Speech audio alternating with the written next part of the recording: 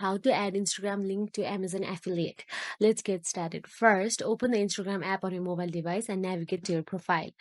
Now go to your homepage and swipe left to upload a story. Swipe left. Now take a photo or video for a story or choose one from your camera roll.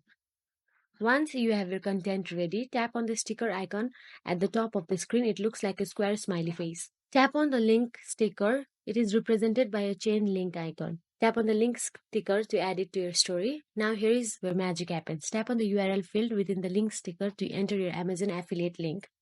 Just copy your Amazon link from the Amazon Associates dashboard or wherever you have it stored and paste it to your URL field. Once you have added your affiliate link, tap on Done to apply the changes. Then go to your profile and click on Edit Profile. Then now it's time to add your affiliate link on your bio. Then click on Add Link and paste it on your URL section. Once you are done with your clickable link, then click on Done icon in the top right corner. Then you have successfully added an Instagram link to your Amazon affiliate in your bio, making it easier for your followers to shop your recommended products. If you found this tutorial helpful, give it a thumbs up and subscribe to our channel.